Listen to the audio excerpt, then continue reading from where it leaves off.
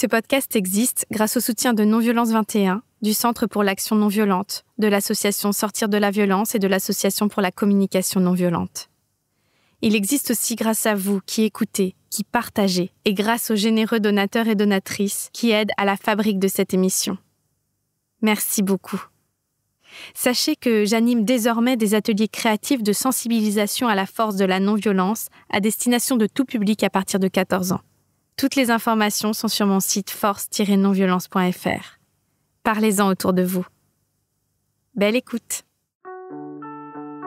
C'est d'abord une écologie de l'être humain, la non-violence. Ma lutte va être à travers la parole.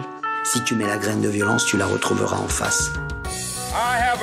Ne jamais obéir. Urgence climatique, justice sociale. D'abord dénoncer le système. Mobilisation citoyenne. On ne peut pas être dans la violence et l'humanisme à la fois. Bienvenue dans le podcast La force de la non-violence. Parce que la force n'est pas l'apanage de la violence, parce qu'on peut changer cette croyance et toute notre culture. Je suis Célia Grincourt et je vais à la rencontre de personnes qui ont choisi la non-violence et les stratégies d'action qu'elle nous offre pour se faire entendre, révolutionner ce monde ou simplement espérer survivre. Être en colère, c'est la bonne santé, vous savez. Désobéissance civile de masse. Dans le changement politique, on n'a pas le droit de rester amateur. C'est une question de vie ou de mort. Il nous faut des armes d'instruction massive. C'est une lutte. Donc l'empathie est le levain de la non-violence. C'est ça notre espoir. Le droit à la non-violence. Le droit à la non-violence éducative. I still have a dream. Ahimsa. Briser nos chaînes, repousser les limites du possible, se fondre à la mer et se substituer au vent.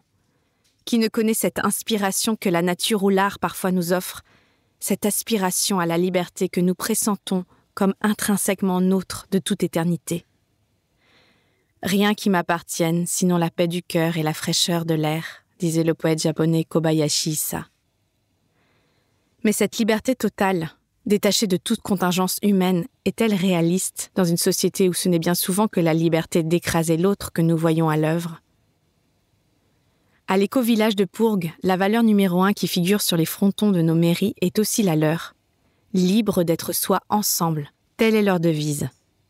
En rencontrant Tiaré, Léo, Ramine, Iris, Guillaume, Scylla et tant d'autres, j'ai eu envie d'interroger les liens entre liberté et non-violence. Quelles limites donner à l'une pour vivre l'autre ? Quel chemin devons-nous suivre intérieurement et collectivement pour que la communauté soit embrassée par l'individu et que l'individu se reflète dans la communauté ?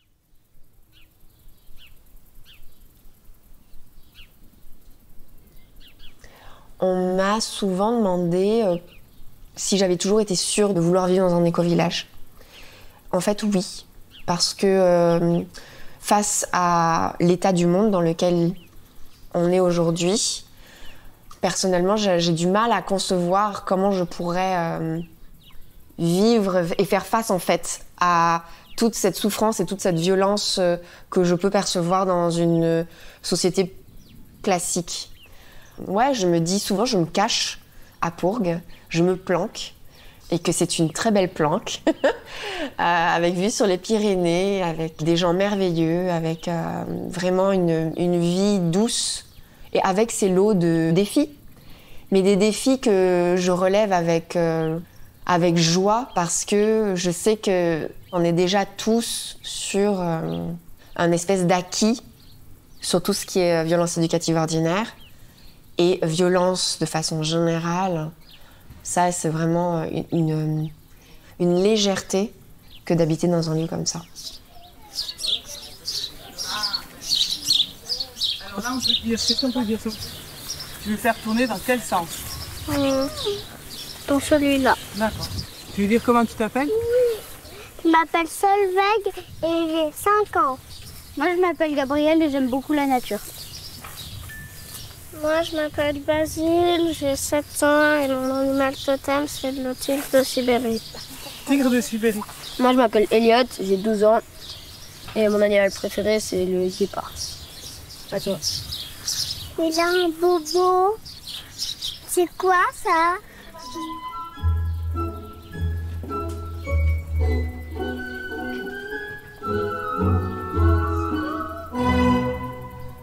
Non più me staccanto al fuoco, starò sola a gorgheggiar, no, affollare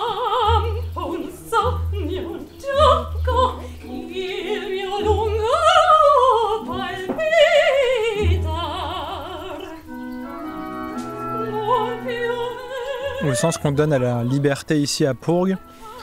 C'est quelque chose de, on va dire, au-delà et plus puissant de juste faire ce que je veux, parce qu'on pourrait dire que si je suis soumis à toutes mes pulsions et mes désirs, j'ai l'illusion de faire ce que je veux, mais en fait, je suis juste soumis à des forces qui me dépassent. Et donc, il y a quelque chose de vivre en conscience, la connexion à ma source, à ce qui m'anime vraiment profondément, et qui m'anime tellement que je suis prêt à soulever des montagnes, à dépasser des obstacles et faire des efforts, et même vivre aussi des moments désagréables pour aller jusqu'au bout de mon projet. C'est un des piliers de l'éducation démocratique, on peut l'appeler partir de sa motivation intrinsèque. Et le cœur de l'éducation démocratique, c'est d'une part que l'enfant il vive l'expérience de partir de sa motivation propre pour accomplir ce qu'il a envie d'accomplir. Ça, c'est le premier pilier. Le deuxième pilier, c'est la démocratie, dans le sens vivre enfant et adulte ensemble, une expérience de négociation permanente de l'espace de vie qu'on a envie de créer ensemble. Et pour que justement tout le monde se l'approprie, et en particulier les enfants, c'est particulièrement efficace de fonctionner de manière démocratique où les enfants ont leur mot à dire et participent à l'élaboration des règles et des sanctions. Et c'est ça qui fait que toute la communauté se l'approprie davantage, alors que lorsque ça vient d'une autorité adulte systématique, dominante, avec laquelle il est impossible de négocier, moi j'ai l'impression que ça induit quand même davantage des comportements de tricherie, de mensonges, de manque de confiance. Nous voilà, ce qu'on essaye de nourrir au maximum, c'est la confiance mutuelle qui fait qu'on s'approprie, que tout le monde s'approprie le système réglementaire.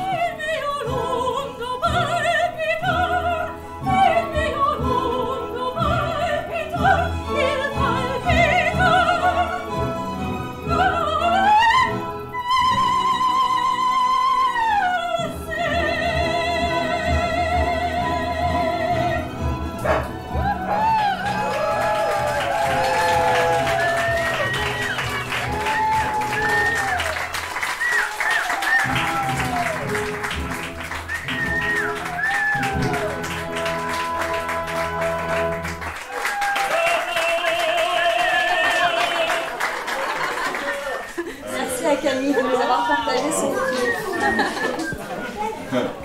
Nous accueillons l'histoire de Caillou. Bonjour à tous, donc moi c'est Thierry et je suis votre référente pour cette semaine immersive à Pourgues. Alors moi je suis en parcours d'intégration à l'éco-village de Pourgues. On est arrivé avec ma famille, on s'est installé en septembre et donc ça va bientôt faire 1 an, donc on va terminer notre processus d'intégration et je vais vous faire visiter l'éco-village. Alors ici nous avons le semainier, on appelle ça, donc c'est le programme de la semaine. Donc on co-construit ça avec les participants en fonction de leurs demandes, leurs attentes. Il y a des activités qui reviennent systématiquement comme le triage, qui est un temps où on vérifie si tout le monde va bien et quels sont les besoins, les annonces. Il y a les réunions hebdomadaires de Pourgues auxquelles les participants sont invités en tant qu'observateurs. Et puis après, il y a les visites au marché, des ateliers CNV, des visites de dôme ou de tiny house, méditation, spectacle. Il y a le café aussi qui est ouvert pour une soirée le vendredi soir, bain de forêt, enfin voilà, plein de choses qui sont proposées par tous les habitants. Allez, vous nous emmenez? Où est-ce qu'on va, Scylla et Angelina? Je sais pas. Tu sais pas? Si on allait dans la salle de jeu. Oui. Allez, on y va. Hop là. Il y a une cabane, il y a une cuisine, il y a une boîte de déguisement. Là, on a une boîte de Lego, donc ça fait partie de mon rôle d'aller en trouver dans les vides-greniers, les petites annonces, et du coup, je complète parce que ça disparaît beaucoup. Oui, mais il y a aussi un truc spécial parce qu'en fait, celui-là, il avait prêté des Lego aux gens et en fait, ils les ont mis là, et au lieu de nous battre chez eux. Devant parce que du coup, maintenant, mes Legos, ils sont mélangés avec les Legos de Pourgues. Ok. Du coup, il faudra les reprendre. Oui, tu demanderas à tes parents de venir checker, puis tu peux reprendre ce qui est à toi si tu as envie. Oui. Avant, c'était la coin-feu parce qu'il y avait un feu. Maintenant, il n'y a plus de feu. Ah, il n'y a plus de feu? La cheminée, elle est un peu cassée en fait. Du coup, la salle coin-feu, en vrai, maintenant, elle s'appelle la coin chill. On a mis des beaux canapés avec des coussins. C'est une salle un peu plus cosy, confortable, tout ça. Et puis, du coup, on a mis tous les livres enfants et les jeux avec la ludothèque enfants également. Voilà, avec ce grand tapis un peu douillet par terre, comme ça on peut s'asseoir. Et c'est un peu une salle où on se rencontre intergénérationnel. Donc là, on est presque arrivé. Mon grand frère, c'est celui qui a la casquette. C'est peut-être un petit peu brillant comme endroit, mais c'est la piscine. C'est une énorme piscine avec des transats, des bouées, il y a des enfants qui jouent en ce moment, des adultes qui discutent. Et j'adore cet endroit. C'est un de mes endroits préférés à Bourg. J'adore me baigner, nager. Et aussi, on a inventé un jeu trop cool où, par exemple, on fait qui aime les courgettes. Si on n'aime pas les courgettes, on va pas dans l'eau. Si on aime, on va dans l'eau. Je m'appelle Iris. J'ai 11 ans, enfin je vais avoir 12 cette année. Et j'adore la gym. C'est une de mes passions. Et j'adore les animaux, sauf les araignées. Je suis arrivée ici à 4 ans. Ce que ça représente pour moi d'avoir grandi à Bourg, déjà je suis plus libre. Je peux faire un petit peu ce que je veux parce que c'est un lieu où il y a de la nature, des plantes. Et on peut aller dans les arbres. Et ici on peut être très autonome. On peut faire beaucoup de choses seul. On peut faire du trampoline. Il y a une grange. Par exemple, mon père, il fait du bois. Et si je lui demande, il peut m'aider à faire un bol parce que c'est son métier. C'est très grand, c'est 50 hectares chez nous. On peut beaucoup marcher, faire des balades chez nous. En fait, le quotidien d'un enfant à Pau, ça dépend un peu de chacun. Chacun est spécial. Et moi, quand je faisais l'instruction, ça se passait très bien. Je faisais 1 heure par jour d'études. Cette année, je suis retournée à l'école et j'ai vu que j'avais aucune difficulté, que j'étais au même niveau que tout le monde. Et puis à l'école, si tu apprends plein de choses d'un coup, ton cerveau il va pas retenir. Il faut apprendre petit à petit, comme ça retient mieux. Et 1 heure par jour, c'est pas beaucoup, contrairement à 8 heures. Et aussi pour les enfants, il y a quelque chose qui s'appelle le GAP. Ça veut dire grandir à Bourg. On peut jouer, il y a des activités comme ils peuvent nous proposer de faire des origamis ou alors d'aller courir. C'est comme une école qui n'est pas une école vu qu'on n'étudie pas, mais c'est trop chouette. J'ai créé une nouvelle langue avec Scylla. Enfin, elle n'est pas nouvelle, c'est juste du latin comme ça, on peut parler tous les deux. Comme par exemple, bonjour, c'est, je sais pas si on prononce comme ça, c'est bonum mané. Ça va, c'est salve ou des choses comme ça. Et du coup, personne ne peut comprendre ce qu'on dit. S'il y a quelqu'un qui nous embête, on peut dire qu'il nous embête sans qu'il sache. Moi, je pense que les enfants à Pau, ils sont heureux parce que tout le temps, j'entends des rires. En fait, s'il y a quelque chose qui ne plaît pas sur l'autre, on va pas le taper. Il faut lui expliquer avec des mots, sinon il comprend rien, il va se mettre à taper aussi. Les mots, ça marche toujours, il faut juste essayer de parler. Quand je serai adulte, j'aimerais bien habiter dans les montagnes parce que j'aime bien là-bas, c'est calme. Il y a du bon air pur et puis l'eau aussi est pure. J'adore mes parents et par exemple le matin c'est eux qui me réveillent et on se fait toujours un câlin avec mes parents parce qu'on s'adore. Des fois il y a des moments où je m'amuse beaucoup et je leur dis encore 10 minutes. Genre ils me disent non 5 minutes et après 5 minutes ça passe comme 1 minute. En fait, le temps, par exemple, 1 semaine, ça passe en 4 jours quand t'es heureux. Et 1 semaine, ça passe en 1 mois quand t'es malheureux.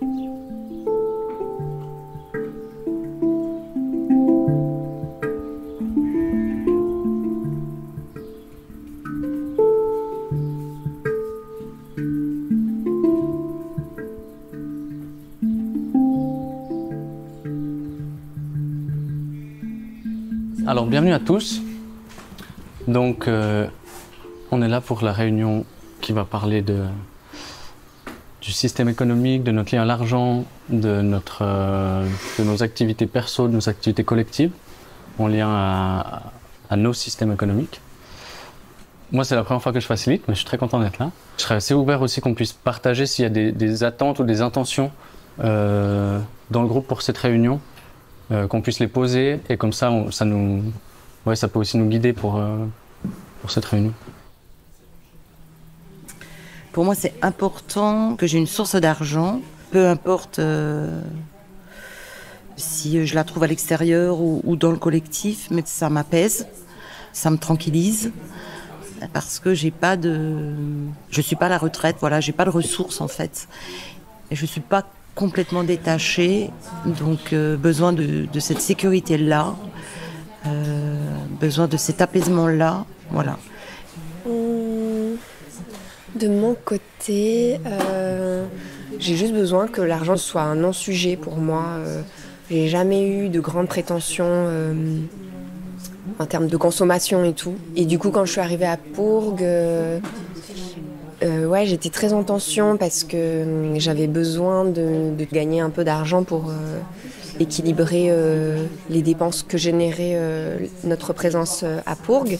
Et en même temps, avec cette conscience que ce qu'on dépensait à Pourgues était tellement moins que ce qu'on a pu dépenser dans notre vie d'avant. Une vie un peu classique où on a un boulot, on paye notre essence, nos factures et tout. Enfin, c'était genre 3 fois moins ce qu'on demandait ici que ce qu'on dépensait avant.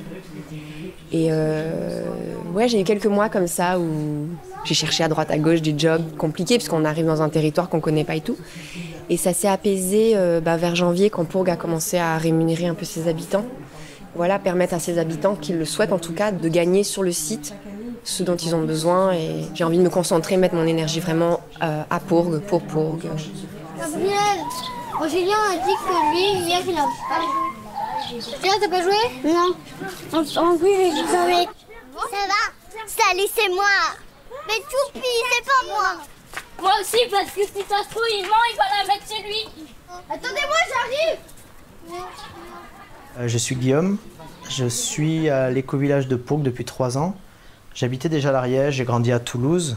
Et ce qui m'a amené ici, c'est concours de circonstances un petit peu. Mon ex qui avait fait du woofing. Pourgues propose une nouvelle vague d'intégration. On vient, j'adore. Elle n'aime pas du tout. On se quitte après 7 ans. Et moi, ça a été une forme de redévelopper un peu mes ailes aussi quelque part, ce lieu. Liberté, l'authenticité, être en lien avec ce que je veux faire, ce qui me motive, et surtout la manière de communiquer ici. En fait, ça m'amène exactement pareil que dans ma thérapie. J'ai démarré Pourgues en même temps que j'ai démarré une thérapie Gestalt, qui passe par le corps, les émotions. Et en fait, c'est une surface de jeu ici. Et donc se joue comment on entre dans le conflit. Est-ce qu'on en a peur? Est-ce qu'on s'en échappe? Comment on rentre en communication quand on a quelque chose à dire? Ou est-ce qu'on fuit? Je me rends compte au début, les réunions à Pourgues, pour moi, c'est très direct et tout, et personne ne réagit. Les gens se répondent, mais il n'y a pas de la réaction.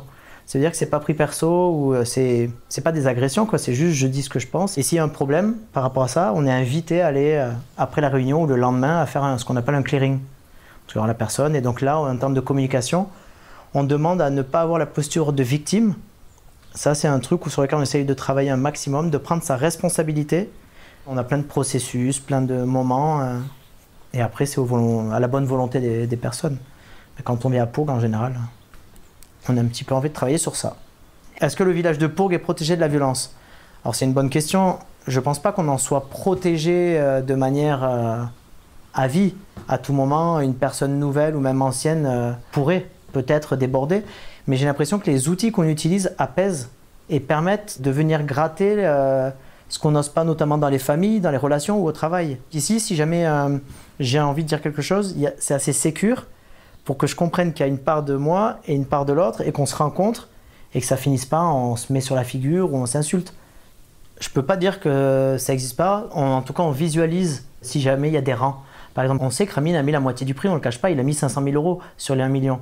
Juste le fait de nommer les choses permet déjà de désamorcer beaucoup. Par exemple, du fait de l'expérience de vie, il y a des personnes qui parlent mieux de base devant les autres, qui ont de la facilité. Rien qu'avec ça, tu sais que ça amène forcément à une situation où une personne va avoir plus de poids dans l'argumentation. Donc là, nous, notre système qui protège entre guillemets de ça, c'est les facilitataires. Les personnes qui mènent les réunions sont censées être sensibles à Ramin ou Guillaume ou Adrien ou Marjorie, vous avez l'habitude de parler beaucoup ou de manière plus facile. Donc en tant que facilitateur, je vais te diminuer un petit peu ton temps de parole et permettre aux autres, ou par le format. Dans le format, chacun 1 tour minute. Donc on a le même temps de parole. Et c'est aussi par je tape un gong, on se tait, J'invite maintenant les personnes qui n'ont pas encore parlé à parler. Donc ça invite ceux qui ont beaucoup parlé à se taire un petit peu. Donc oui, on a un système de protection. Pour le bouc émissaire, on évite d'arriver à ça. Pour moi, le bouc émissaire, c'est une construction d'un groupe qui ne dit pas les choses et qui n'agit pas en conséquence de ce qu'il souhaite, le groupe. Donc par exemple, on aurait pu tomber dans ça il y a 1 an, mais ça a démarré il y a 2 ans avec une famille à qui on a demandé pour la première fois de partir. Il y avait un conflit financier, écologique, social. En fait, cette personne est arrivée un petit peu après et a dû rater quelques éléments du début et a retenu ce qu'elle voulait. Et notamment, oui, la liberté, c'est libre d'être soi ensemble. Donc je fais tout ce que je veux. Le dicton, il est bien fichu. La liberté des uns s'arrête là où commence celle des autres. C'est-à-dire qu'il y avait trop d'interprétations et peut-être un manque de clarté autour de ça. Quelle conscience je mets? C'est quoi la conscience? Donc du coup, on a gardé le libre d'être soi ensemble, mais derrière, on a mis une raison d'être. Donc ça, c'est la vision. Et il y a une raison d'être qui est autour de l'apprentissage et toujours en lien avec la résilience écologique, avec un processus de transformation individuelle. Si vous arrivez à Pourgue avec cette envie-là d'un truc figé, non, c'est un organisme vivant un petit peu. C'est-à-dire qu'il y a des mouvances, à chaque nouvelle intégration, on déplace la ligne vers quelque chose. Et donc, ça demande de grosses facultés d'adaptation, de transformation. Et pour moi, sans thérapie ou sans avoir travaillé personnellement sur soi, je ne vois pas comment c'est viable. On va se faire un petit jeu que Ramine, tu nous proposes? Ouais. Allez. Alors, il y a un jeu que j'ai découvert récemment qui s'appelle Tête de cochon.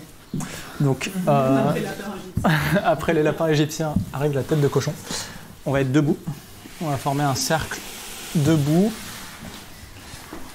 Et après, je vais illustrer en premier. Donc, je viens au centre du cercle, je ferme les yeux. Idéalement, vous déplacez un peu dans le cercle pour que je sois embrouillé et puis que je ne sache pas qui je vais pointer. Et après, je vais m'arrêter sur une personne. Et là, la personne, toi, tu vas faire un bruit de cochon et je vais devoir essayer de deviner qui tu es.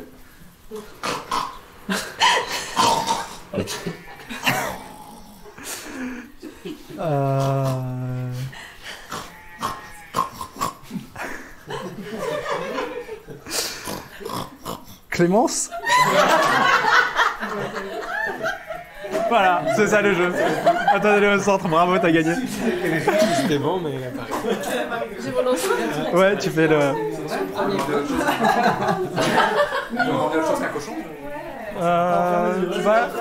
Si c'est un autre animal, c'est à toi de choisir c'est quoi l'animal. Ferme les yeux.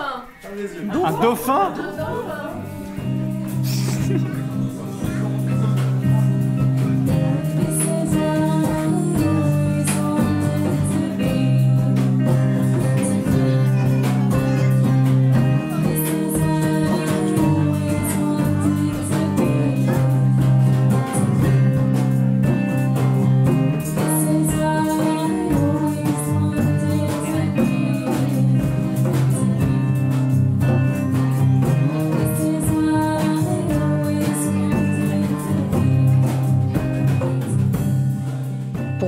Pourgue est un refuge parce que on est vraiment excentré, on est sur une colline perdue au fin fond de l'Ariège, dans un tout petit village, et que si je n'ai pas envie de savoir comment va le monde, je ne le sais pas.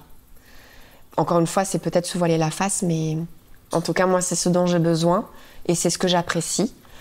Et du coup, c'est un refuge qui me permet justement de ne pas avoir des stimulations non sollicitées, et qui me permet de me régénérer et de reprendre des forces pour, je l'espère, un jour retourner au contact de ce monde et œuvrer à nouveau. Effectivement, il y a certains villageois, quand je leur dis ça, il y a effectivement ce retour que vivre déjà dans un éco-village, c'est déjà contribuer au monde d'une certaine façon, parce qu'on propose un modèle de vie différent. Notamment, en plus, à Pourgue, on reçoit des séjours, donc les gens viennent passer des vacances ou font des formations, et du coup, on diffuse comme ça un modèle de vie à travers ce biais-là. C'est vrai, c'est une façon de contribuer au monde. Dans le travail qui relie, il y a 3 axes pour contribuer au monde. Il y a justement proposer une alternative, ce que fait Pourgue. Il y a se régénérer, ce que j'arrive à faire à Pourgue. Et il y a aussi militer, dire stop et œuvrer contre la destruction en fait. Moi, c'est ce petit pan-là qui me manque un peu dans ma vie, parce que je l'ai beaucoup fait dans le passé. Je pense que je l'ai trop fait, c'est ce qui a été délétère pour moi.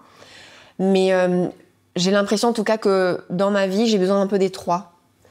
C'est là où je trouverai l'équilibre, finalement. Et avant, j'avais que le côté militant et alternatif, et j'avais pas le côté régénération. Aujourd'hui, ce que j'aimerais, mon grand rêve, ce serait de proposer peut-être justement à des personnes qui militent, qui sont au front, de venir justement se régénérer, chose que, en tant que militant, parfois on ne s'autorise pas face à l'urgence sociale et environnementale.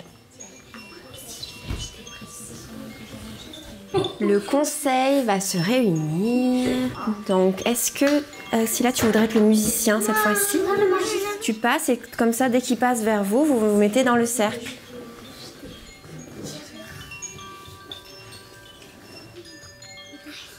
Moi, je m'appelle Scylla, j'ai 7 ans. J'ai un frère et une sœur. Malou et puis Elliot. Ils sont bien plus grands que moi, donc on joue pas ensemble. Et ils jouent avec ses copains et moi je joue avec ses copains. On est venus ici parce que ensuite j'avais des copains, mais ils étaient tous à l'école. Et puis après on a trouvé ici, puis on est resté. Moi je fais par exemple des tableaux et puis je les vends. Avec l'argent, je vais m'acheter une table de DJ. C'est pas depuis que je suis née, mais depuis 5 ans, je crois. J'adore faire de la musique. J'ai des amis. On peut choisir une musique et puis après, on peut faire un peu des sons bizarres comme s'ils étaient de loin ou comme ça. Et puis j'aime bien.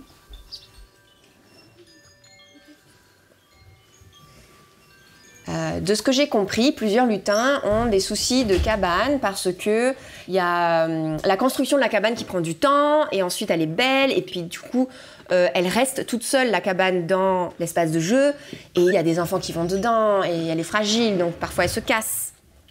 Et du coup, il y a des lutins aussi qui disent, quand ils sont présents près de la cabane, ils disent non, toi tu peux pas rentrer parce qu'elle est fragile et que tu risques de la casser. Et des lutins du coup qui aimeraient que cette cabane soit un peu genre privée. Qu'en pensez-vous ? Moi, je trouve que c'est un peu injuste pour les autres enfants. Il faut juste leur apprendre à faire attention parce que c'est... Imaginons, Angélien, il peut y aller, mais pas Armelle. C'est pas juste après, Armelle, elle sera jalouse ou je sais pas. Ou elle sera triste. Ok. Réva ?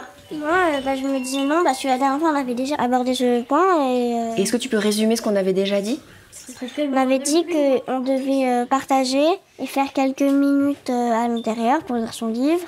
Et après, on sort et après, c'est chacun son tour.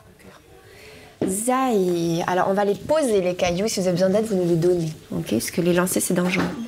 Moi, en fait, j'ai pris beaucoup de temps à fabriquer cette cabane. Je l'ai fabriquée tout seul.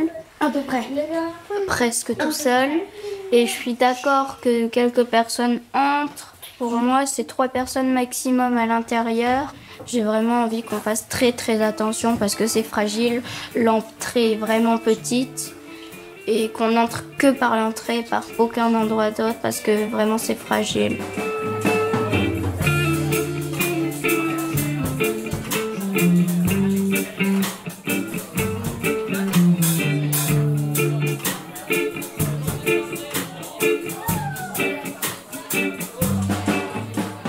Donc ça se trouve, on va plutôt atteindre 70 000, 75 000 à la fin de l'année plutôt que 55 quoi.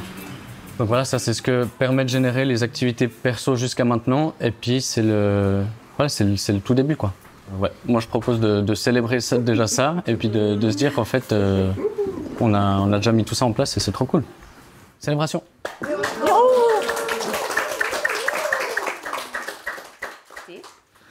Donc la seule option pour que ce que tu demandes Scylla, et j'ai entendu un peu Réva peut-être dire la même chose, ce serait qu'ils puissent emprunter des coussins pour le faire dans leur chambre. Est-ce que ça te conviendrait par exemple Zahir ? Ouais. Ah oui ?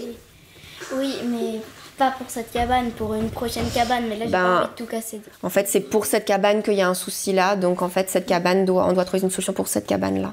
Et qu'elle reste dans cet espace-là, qui est commun et que tout le monde ne puisse pas y accéder, c'est compliqué. Et j'ai sens que ce que je veux dire, c'est que j'ai fait une super cabane, elle est même pas finie et j'ai pas envie de tout casser pour la mettre dans ma chambre, alors que si ça se trouve, il n'y a même pas un bon emplacement. Ok, alors j'ai une autre proposition, mais il faut aussi que tu fasses un pas vers, c'est-à-dire que du coup, elle resterait là. Par contre, tu acceptes et tu ouvres la possibilité à tout le monde d'y aller dans un cadre que tu auras posé sur cette feuille. 3 personnes, réparation, mais que tout le monde peut y accéder et que ça te va. Oui, ça me va très bien. J'ai l'impression qu'on a trouvé quelque chose. Oui. Est-ce que tout le monde est satisfait? Oui. Est-ce que tous les cailloux sont au centre? Oui. Oui. Est-ce que tous les cailloux sont prêts à être transformés? Oui.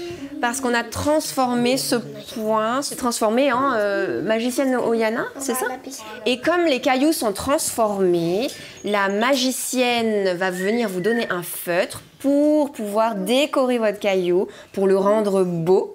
Et ensuite, on va aller, on va sortir et je vous montrerai où est-ce qu'on met les beaux cailloux qui sont transformés en joie, en bonne humeur.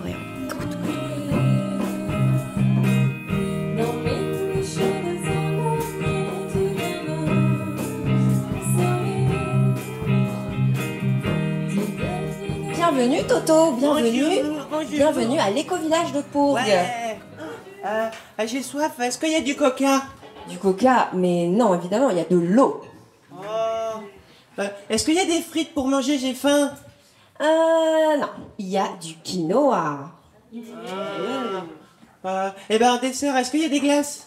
Il n'y a pas de glace, il y a des nectarines. Ah, bon, d'accord. On peut regarder la télé? La télé, pas d'écran. Non, pas d'écran. Pauvre Toto. Je suis fatiguée, je veux dormir. Ah, mais oui, on va te proposer une bonne nuit dans une yourte. Ah, je vais enfin pouvoir avoir un repos, une nuit silencieuse. Ah non, pas silencieuse.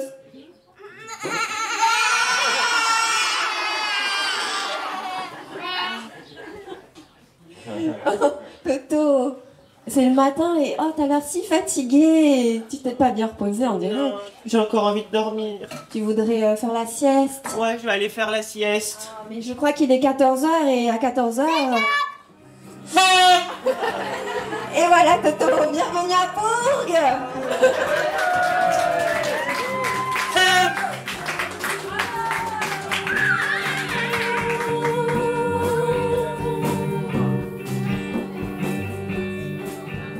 Et d'ailleurs, on dit souvent, il faut un village pour éduquer un enfant. Donc, c'est exactement ça. Il y a un côté coparentalité aussi qui est très fort à Pourgue, où on est tous, quelque part, coparents, vigilants, aimants. Il y a un environnement propice à Pourgue pour que les enfants puissent goûter à cette liberté tout en prenant en compte la responsabilité que cette même liberté exige. Mais on reste des humains, avec tous nos traumas. Et effectivement, avec parfois de la violence à l'intérieur de nous et qu'on ne sait pas trop quoi en faire. Là où est la force de Pourgue, c'est de savoir la transcender. Coucou, si tu écoutes ça, ça veut dire que tu es sûrement en train de faire le montage et tout. Et là, en ce moment même, tu es en train de demander s'il peut faire moins de bruit aux gens. Et voilà, je te souhaite un bon montage. Nous, on vit hors école, sans compagnie pot de colle, connaît pas les heures de colle, ni la biologie hors sol. On chante, on danse, on rit, on apprend en famille, plonger dans le vaste monde avec nos amis. On écoute les anciens, les parents nous laissent la main, on aime voyager partout, on fait plein de câlins. On a fui le cauchemar pour aller vivre nos rêves, comme Johnny Ursenard, on n'est pas vos élèves. Nous on vit hors école, tout le monde s'agite, s'affole. On a tous dit oui c'est mon choix, oui c'est mon choix, je suis devenu hors la loi. Moi, président, je décrète qu'il faut les scolariser. Ministre, peux-tu soumettre une loi prête à être votée? On va les socialiser, les rationaliser, les nationaliser, oui, les désectariser. Si vous avez apprécié ce moment passé ensemble, vous pouvez soutenir mon travail en le partageant et en parlant autour de vous. Et vous pouvez aussi me faire des dons, ponctuels ou réguliers, en cliquant sur l'onglet « Soutenir » du site force-nonviolence.fr. Je nous souhaite d'utiliser nos peurs, nos colères et nos révoltes comme un moteur pour agir et transformer ce monde. Ahimsa. Tout le monde s'agite, s'affole. On a tous dit oui c'est mon choix, oui c'est mon choix, je suis devenu hors la loi. Convoque au tribunal, le poteau dans la salle, photo pour le journal et là c'est du pénal. J'ai rappelé aux magistrats nos lois universelles, comme souvent sont bafoués nos droits les plus naturels. Le proc me regarde de haut, rien à carrer de vous autres, va falloir arrêter de vous prendre pour des apôtres. Parmi ceux qui volent, qui violent, ceux qui cambriolent, vous êtes hors école, fini des cabrioles. Nous on vit hors école, tout le monde s'agit, s'affole. On a tous dit oui c'est mon choix, oui c'est mon choix, je suis devenu hors la loi. Je sors du tribunal, me demande 500 balles, je suis tellement responsable, j'en deviens ingouvernable. J'ai scandé enfance libre, ils m'ont dit en France non. J'ai crié je veux vivre, ils me préfèrent en prison. Merci cher président, ma vie manquait de piment. Depuis que t'es un tyran, je me sens tellement vivant. Même si ça sert à rien, je fais une grève de la faim. Même si je crève comme un chien, je sème une graine pour demain. Nous on vit hors école, tout le monde s'agite, s'affole. On a tous dit oui c'est mon choix, oui c'est mon choix, je suis devenu hors la loi.